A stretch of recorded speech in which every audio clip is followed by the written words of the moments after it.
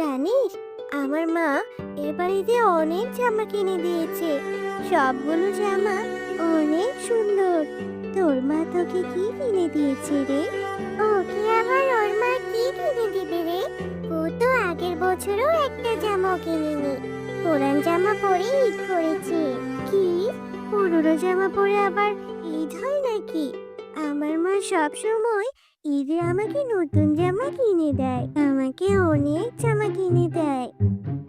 আগের বছর আমার মায়ের কাছে কোনো টাকা ছিল না, তাই তো আমাকে কোনো জামা কিনে দিতে পারেনি।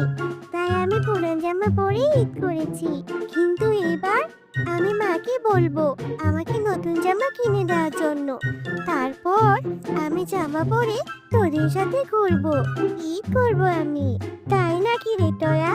আগের বছরও তো বলেছিলি তোর মা নাকি তোকে নতুন জামা কিনে দিবে, কই দিল না তো? তুই তো সেই পুরন জামা পরে ঈদ করলি। শোন টয়া, তোকে আমরা এবার বলে দিচ্ছি, তুই যদি এবার নতুন জামা না কিনিস, তোকে কিন্তু আমাদের সাথে ঘুরতে নিব না। বন্ধুদের এমন কথা শুনে টয়া মন খারাপ করে বাড়ি চলে আসে। মা, তুমি এবার ঈদে আমাকে নতুন জামা কিনে দিবেই দিবে, না হলে আমি কিন্তু বড্ড মন খারাপ করব। মা রে, আমার শরীরটা কিছুদিন যাবৎ বড্ড অসুস্থ, কোনো কাজও করতে পারিনি। বাঘিনী ভাবে যে কি বলবে আল্লাহ ভালো জানে। যাই হোক, যে কয়দিন কাজ করেছিলাম সেই কয়দিনে টাকা যদি দেয় তাহলে তো নতুন জামা কিনে দেব রে মা। কবে কিনে দিবে মা? ঈদের তো আর মাত্র দুদিন আছে। আমাকে যদি তুমি এবার নতুন জামা কিনে না দাও, তাহলে কিন্তু আমি বাড়ি থেকে বের হয়ে যাব, আর কখনো আসবো না। মা রে, তুই কষ্ট পাস না, আমি তোকে কথা দিলাম বাঘিনী ভাবির কাছ থেকে টাকা নিয়ে এসে তোকে মার্কেটে নিয়ে যাব, আর তোর পছন্দ মতোই তোকে একটি জামা কিনে দিব। আর মন খারাপ করিস না রে মা। বলছি বাঘিনী ভাবি, আমার কাজগুলো সব শেষ, বাকি যেগুলো আছে সেগুলো করে দিব। কিন্তু একটা কথা ছিল বাঘিনী ভাবি, বাঘিনী ভাবি, আমি যে কদিনে কাজ করেছি সেই কদিনের টাকা কি আমাকে দিতে পারবেন? আগে যে কয়দিন কাজ করেছিলাম সেই কয়দিনের টাকা যদি দিয়ে দিতেন, তাহলে আমার মেয়ের জন্য আমি একটা জামা কিনতে পারতাম। আমার মেয়েটা যে জেদ করে বসে আছে, সে ঈদে নতুন জামা পরবে। ঈদের যে আছে আর মাত্র 2 দিন। আমার মেয়েটা খুব জেদ করেছে। কি করব বাঘিনী ভাবি, আপনি যদি আমাকে টাকাগুলো দিতেন আমার খুব উপকার হতো।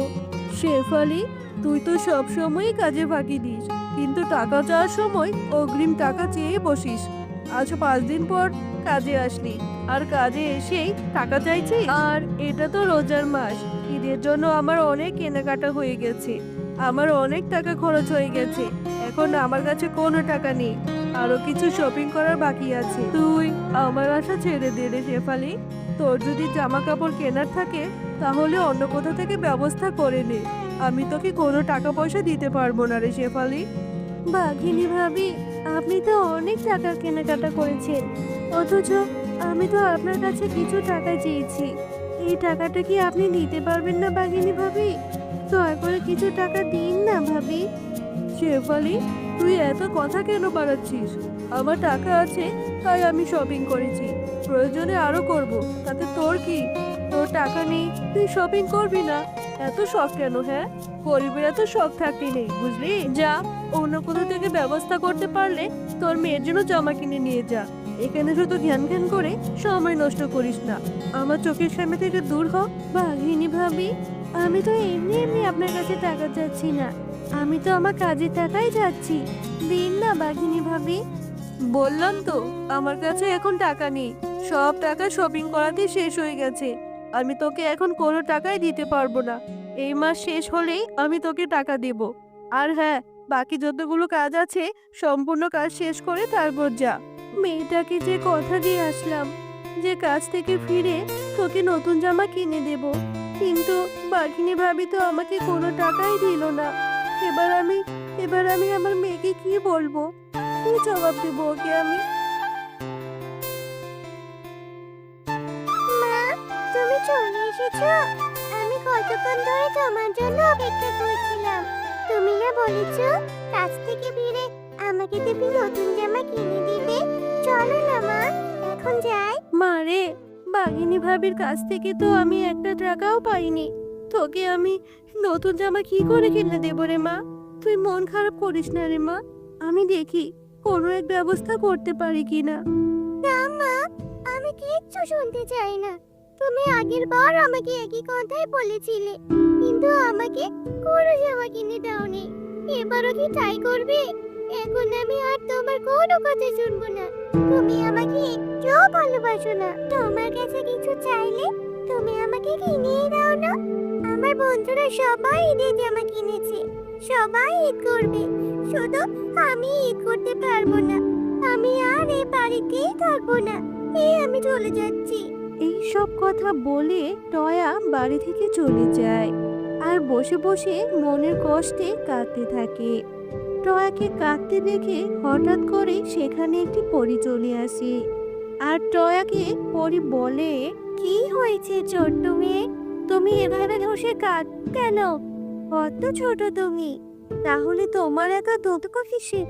কেন তুমি এভাবে কাঁদছো বলো আমাকে। এরপর টয়া পরীকে সব কথা খুলে বলে। সব কথা শুনে পরী বলে, এ ব্যাপার, তুমি মন খারাপ করো না। এই না দাদর কেউ, তুমি এই ফুলটা তোমাদের বাড়ির উঠোনে যে গাছ আছে সে গাছের গোড়ায় রেখে দিবে। তারপর দেখবে তোমার মনের ইচ্ছা সব পূরণ হয়ে যাবে আর সকল কষ্ট মিটে যাবে। এরপর খুশি মনে পরীর দেওয়া ফুলটি নিয়ে টয়া বাড়ি চলে যায়। বাড়িতে গিয়ে টয়া পরীর কথা মতো সেই ফুলটি কাঁঠাল গাছের গোড়ায় রেখে দেয় আর সাথে সাথে আশ্চর্যজনক ভাবে অনেক সুন্দর সুন্দর ঈদের জামা চলে আসে। মা, মা, তাড়াতাড়ি এদিকে এসো। দেখো কি হয়েছে। পরীর দেওয়া ফুল থেকে কত সুন্দর ঈদের জামা চলে এসেছে। আমি এবার ঈদে নতুন জামা পরতে পারবো মা, তাও আবার অনেকগুলো জামা। যখন যেটা চাই সেটাই পরতে পারবো মা। আরে, এটা তো অদ্ভুত ব্যাপার, কিভাবে কাঁঠাল গাছে এত সুন্দর সুন্দর ঈদের জামা চলে আসলো? মা, ভালোই হয়েছে। এবার ঈদে আমি নতুন নতুন জামা পরতে পারবো। আর আমাদের গ্রামে যারা আমাদের মতো গরিব অসহায় আছে, জামা কিনতে পারে না, তাদের মাঝে আমি এই জামাগুলো বিলিয়ে দেব, যাতে করে সবাই ঈদের নতুন জামা পরতে পারে। এরপর টয়া গাছ থেকে অনেকগুলো ঈদের জামা পেরে নেয় আর যারা গ্রামের অসহায় গরিব বাচ্চা ছিল তাদের মাঝে জামাগুলো বিলিয়ে দেয়।